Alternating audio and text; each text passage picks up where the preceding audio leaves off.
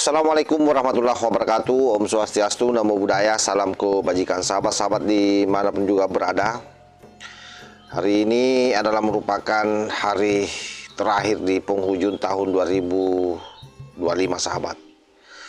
Semoga sahabat-sahabat semua berada dalam lindungan Allah Subhanahu wa Ta'ala, senantiasa diberi kesehatan. Tahun-tahunnya kita bicara soal bagaimana diskursus ijazah Pak Jokowi, dan ini menjadi penting memang kita kawal secara terus-menerus, karena bisa dibayangkan sampai di penghujung tahun ini belum ada kejadian, dalam artian bahwa mereka belum ditahan sahabat.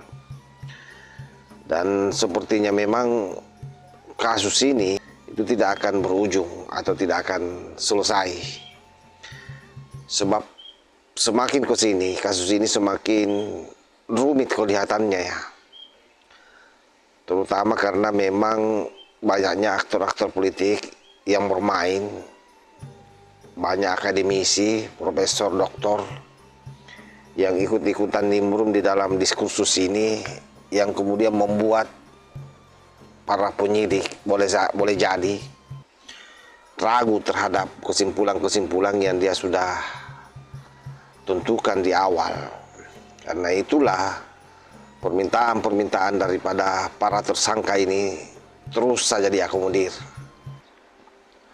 Hal lain yang tak kalah membuat kasus ini panjang, karena di beberapa daerah itu para pemburu ijazah palsu sengaja membuat satu desain melaporkan Pak Jokowi di beberapa pengadilan terkait soal ijazah. Ya, salah satunya itu yang kita bahas tadi malam adalah laporan di PN Solo sahabat. Sekalipun itu ditunda ya, tapi kan juga itu cukup menyita waktu sebenarnya. Nah, ada satu video di mana Michael Sinaga yang mengaku sebagai wartawan Suntara TV itu mengundang satu orang berbicara terkait soal dokumen Pak Jokowi yang ada di dalamnya Pak Jokowi. Apa itu? Yaitu dokumen alumni sahabat. Dan mereka ini keblinger bahwa dokumen alumni ini semakin memperkuat asumsi mereka bahwa benar-benar di dalam dokumen atas nama Joko Widodo itu bukan yang jadi wali kota ya, atau yang jadi gubernur, ataupun yang jadi presiden. Nah, untuk lebih jelasnya coba kita cek dulu videonya sebelum kita masuk lebih dalam membincang dokumen yang hari ini juga itu menjadi satu soal tersendiri di pengadilan Solo, karena dinilai oleh M. Taufik bahwa dokumen ini yang akan membuat hakim katanya akan bungkam. Nah, coba kita cek videonya. Saya punya sesuatu temuan yang barangkali perlu saya buka dalam forum ini, karena saya selalu bicara dengan fakta. Kebenaran itu harus disampaikan, gitu. Mau saya buka sekarang? Bingung nih. Ini pemirsa pengen saya buka nggak ini? Soalnya kalau dibuka ini bisa membuat chaos katanya. Ada album alumni apa itu kamu baca? Fakultas Kehutanan Universitas Gadjah Mada 1957 sampai Februari 1988. Nah, Ini sih kayaknya pernah berkeliaran di medsos juga ya. iya, tapi orang nggak perhatian. Kalau saya perhatikan ada sesuatu ini di balik buku itu. Nah, di 200 halaman 280. Coba di close up di nomor terakhir. Halaman 280. Coba di close up siapa namanya? Itu ada seorang Fotonya sering beredar. sosok yang berkacamata. Iya, fotonya sering beredar, tapi disebut orang lain namanya. Itu juga kamuflase itu mengalihkan supaya orang tidak perhatian terhadap dokumen ini.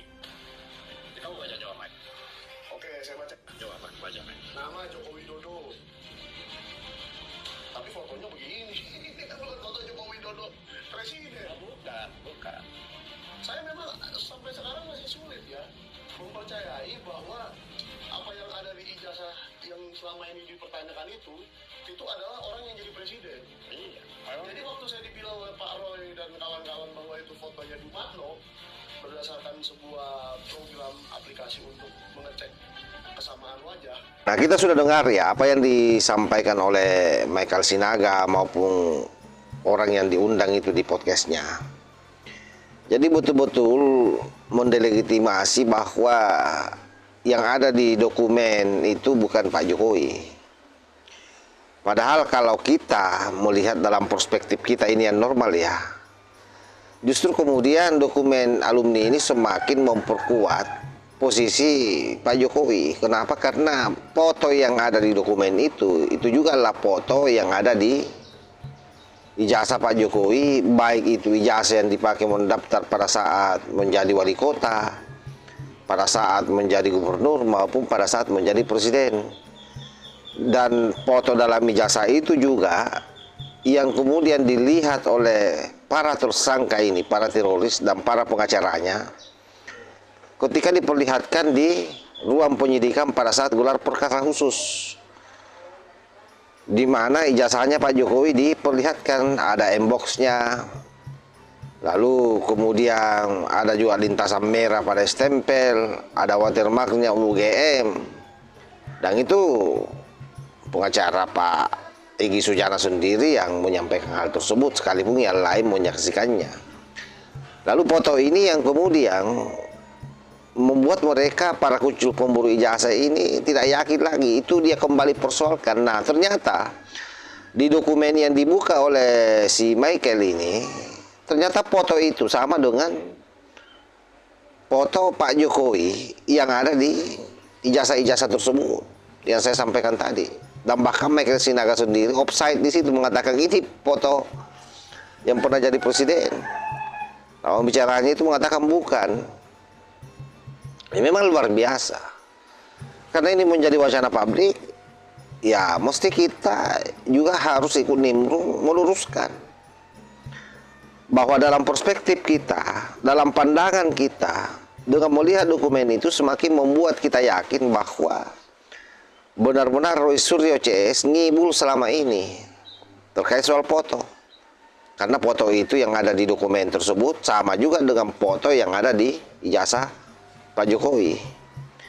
Nah, itulah yang saya maksudkan bahwa semakin ke sini mereka berupaya bagaimana supaya Pak Jokowi ini rungkat dengan melakukan berbagai macam rekayasa penelitian yang seolah-olah itu adalah merupakan akademik, cara-cara akademik, karena dia ngaku-ngaku sebagai ahli, tapi ahli yang tidak bersertifikat, ya sama saja ahli abal-abal kan. Sehingga memang satu-satunya yang membuat Panci CS ini selamat sampai hari ini, kalau menurut hemat saya, hanya karena banyaknya para politisi, orang-orang hebat yang ada di belakangnya, sahabat. Yakin kalau ini Panci rakyat biasa, maksudnya berdiri sendiri ya, sudah lama di kerangkeng ini, sudah lama bermalam ini di penjara, sahabat. Sama dengan kasus-kasus lainnya. Nah, tapi itulah situasi yang kita hadapi hari ini, karena mungkin para penyidik sekali lagi atas unsur kehati-hatian. Ya moga-moga aja seperti itu. Yang kita khawatirkan jangan sampai takut pada tekanan, karena orang yang ada di belakang Roy Panci jauh lebih kuat, jauh lebih berpengaruh. Nah, kalau itu betul-betul terjadi, maka kiamat proses penegakan hukum di negara kita, sahabat. Karena itu harapan terbesar kita ini adalah Januari orang ini semua sudah di kerangkeng, begitu P21. Itu yang menjadi harapan kita, dan kita berharap kepolisian on the track saja pakai kacamata kuda menegakkan hukum di negeri ini tanpa pandang bulu. Apalagi mereka ini semua kan kita sudah tahu circle-nya siapa. Saya kira demikian, sahabat ya. Wassalamualaikum warahmatullahi wabarakatuh.